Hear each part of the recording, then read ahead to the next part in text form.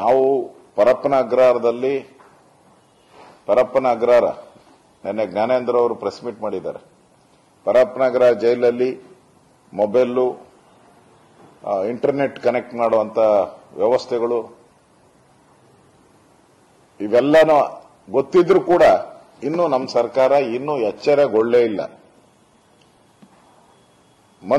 ಗೃಹ ಸಚಿವರು ಸಭೆ ಮಾಡಿ ಯಾರು ಲೀಕ್ ಮಾಡಿದವರು, ಈ ಆಡಿಯೋನ ಲೀಕ್ ಮಾಡಿದವರು ಯಾರು ಅಂತ ಸ್ಪೆಷಲ್ ಇನ್ವೆಸ್ಟಿಗೇಷನ್ಗೆ ಹಾಕಿದ್ದಾರೆ. ಯಾವುದು ಈ ವಿಡಿಯೋ ಮಾಡಿದವರು ಯಾರು, ಲೀಕ್ ಮಾಡಿದವರು ಯಾರು ಅಂತೇಳಿ ಮಾಧ್ಯಮಕ್ಕೆ ಕೊಟ್ಟವರು ಯಾರು ಅಂತ ಸ್ಪೆಷಲ್ ಇನ್ವೆಸ್ಟಿಗೇಷನ್ ಟೀಮ್ ಮಾಡಿದ್ದಾರೆ.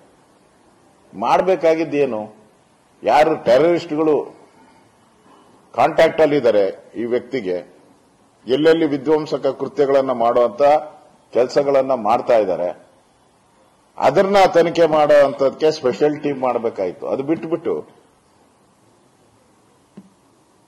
ವಿಡಿಯೋ ರಿಲೀಸ್ ಮಾಡಿರೋದ್ರ ಬಗ್ಗೆ ಮಾತಾಡ್ತಾ ಇದ್ದಾರೆ. ಆದ್ರೆ ಕೇಂದ್ರ ಸರ್ಕಾರ ಜಮ್ಮು ಕಾಶ್ಮೀರದಲ್ಲಿ ಒಂದು ಪೋಸ್ಟರ್ ಅಂಟಿಸಿದಕ್ಕೋಸ್ಕರ, ದೇಶ ವಿರೋಧಿ ಪೋಸ್ಟರ್ ಒಂದೇ ಒಂದು ಪೋಸ್ಟರ್ ಅಂಟಿಸಿ, ಆ ಪೋಸ್ಟರ್ ಹಿಡ್ಕೊಂಡು ಸುಮಾರು 3,500 ಕೆಜಿ ಜೆಲಟಿನ್ ಮತ್ತು AK-47 ಅನ್ನ ಸೀಸ್ ಮಾಡಿದ್ದಾರೆ. ಅದು ಕೇಂದ್ರ ಸರ್ಕಾರ, ಅದು ಅಮಿತ್ ಶಾ.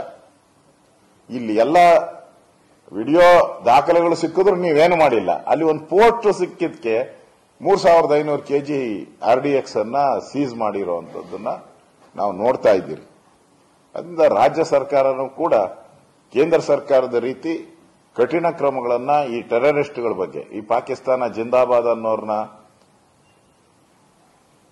ಮತ್ತೆ ಕುಕ್ಕರ್ ಬಾಂಬ್ ಬ್ಲಾಸ್ಟ್ ಮಾಡಿದವರು ಮಂಗಳೂರಲ್ಲಿ, ಈ ತರದವ್ರ ಬಗ್ಗೆ ಎಲ್ಲ ಸಾಫ್ಟ್ ನೇಚರ್ ಅನ್ನ ಕಾಂಗ್ರೆಸ್ ಅವರು ಏನ್ ತೋರ್ತಾ ಇದ್ದಾರೆ.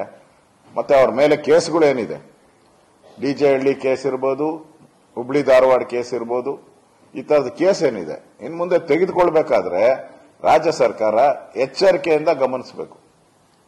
ಯಾವುದೋ ವೋಟ್ ಹಾಕ್ತಾರೆ, ಒಂದು 4 ಮುಸ್ಲಿಮರು 4 ಕೋಟಿಗೋಸ್ಕರ ದೇಶದ ಗಡಿಗಳಿಗೆ ತೊಂದರೆ ಆಗುವಂತ ಒಂದು ಪರಿಸ್ಥಿತಿಯನ್ನ ಕಾಂಗ್ರೆಸ್ ನಿರ್ಮಾಣ ಮಾಡುವಂತದ್ದು ಹೊರಟಿದೆ. ಇದು ಒಳ್ಳೇದಲ್ಲ, ದೇಶಕ್ಕೆ ಒಳ್ಳೇದಲ್ಲ, ದೇಶದ ಭದ್ರತೆಗೆ ಒಳ್ಳೇದಲ್ಲ. ಈ ಸರ್ಕಾರ ಇರುತ್ತೆ, 2 ವರ್ಷ ಆದ್ಮೇಲೆ ಸರ್ಕಾರ ಹೋಗುತ್ತೆ, ಅದೆಲ್ಲ ಮುಖ್ಯ. ಆದ್ರೆ ರಾಜ್ಯದ ಜನಗಳ ಹಿತ ಮುಖ್ಯ. ಆದ್ರಿಂದ ರಾಜ್ಯ ಸರ್ಕಾರಕ್ಕೂ ನಾನು ಎಚ್ಚರಿಕೆಯನ್ನ ಕೊಡ್ತಾ ಇದ್ದೀನಿ. ಜವಾಬ್ದಾರಿಯನ್ನು ಮೋದಿ ಅಮಿತ್ ಶಾ ಬಿಜೆಪಿ ಬರಬೇಕು ಅಂತ ಹೇಳಿದೆ ಕಾಂಗ್ರೆಸ್. ಮೊದಲು ಪ್ರಿಯಾಂಕಾ ಖರ್ಗೆ ಅವರಿಗೆ ನಾನು ಕಾಮೆಂಟ್ ಮಾಡಬಾರ್ದು, ಆದರೂ ಕಾಮೆಂಟ್ ಮಾಡ್ತೀನಿ. ಏನೋ ಗೃಹ ಸಚಿವರು, ಕೇಂದ್ರದ ಗೃಹ ಸಚಿವರು ನಾಲಾಯಕ್ ಅಂತ ಹೇಳ್ತಾರೆ,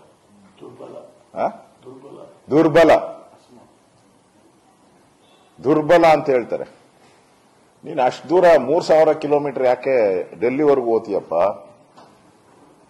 3,000 ಕಿಲೋಮೀಟರ್ ಡೆಲ್ಲಿವರೆಗೂ ಪ್ರವಾಸ ಮಾಡಬೇಡ. ನಿಮ್ಮ ತಂದೆಯವರೇ, ಗೌರವಾನ್ವಿತ ನಿಮ್ಮ ದೊಡ್ಡ ಖರ್ಗೆ ಅವರೇ ಗೃಹ ಸಚಿವರಾಗಿದ್ರು. ನಾನು ಜ್ಞಾನೇಂದ್ರ ಅಸೆಂಬ್ಲಿಯಲ್ಲಿದ್ರಿ. ಕಂಬಾಲಪಲ್ಲಿ ಘಟನೆ ಆಯಿತು ಕೋಲಾರದಲ್ಲಿ, 8 ಜನ ದಲಿತರನ್ನ ಸಜೀವಾಗಿ ಸುಟ್ಟಾಕಿದ್ರು. ಆ ಕೇಸ್ ಏನಾಯ್ತು? ಅವರೆಲ್ಲ ನಿರಪರಾಧಿಗಳು ಅಂತ ಆಯ್ತು. ನೀವು ಗೃಹ ಸಚಿವರಾಗಿ ನಿಮ್ ಫೇಲ್ಯೂರ್ನ ಫಸ್ಟ್ ಹೇಳ್ಕೊಳ್ಳಿ. ನಿಮ್ ಫೇಲ್ಯೂರ್, ನೀವು ಗೃಹ ಸಚಿವರಾಗಿ ನಿಮ್ ತಂದೆಯವರು ಆ ಕಂಬಾಲಪಲ್ಲಿ ದಲಿತರನ್ನೇ ನೀವು ಕಾಪಾಡಕ್ಕಾಗಿಲ್ಲ ಅಂದ್ರೆ ಅಮಿತ್ ಶಾ ಅವ್ರ ಬಗ್ಗೆ ಮಾತಾಡುವಂತ ನೈತಿಕತೆ ನಿಮ್ಗೇನು ಉಳಿದಿದೆ? ಅಟ್ಲೀಸ್ಟ್ ಅಮಿತ್ ಶಾ ಅವರು ಅವ್ರಿಗೆಲ್ಲ ಗುಂಡಿಡ್ತಾವ್ರೆ, ದೇಶದ್ರೋಹಿಗಳಿಗೆ ಗುಂಡಿಡುವಂತ ಕೆಲಸ ಮಾಡ್ತಾರೆ. ನೀವು ಗುಂಡಿ ಅಲ್ಲ, ದೇಶದ ಕಾನೂನನ್ನ, ಸಂವಿಧಾನವನ್ನ ಗುಂಡಿ ತೋಡುವಂತ ಕೆಲಸವನ್ನ ಮಾಡ್ತಾ ಇದ್ದೀರ. ಅದಕ್ಕೆ ದೊಡ್ಡವ್ರ ಬಗ್ಗೆ ಮಾತಾಡಬೇಕಾದ್ರೆ ಎಚ್ಚರಿಕೆಯಿಂದ ಮಾತಾಡಿ ಅನ್ನೋ ಸಲಹೆಯನ್ನು ಕೂಡ ಕೊಡ್ತಾ ಇದ್ದೀವಿ.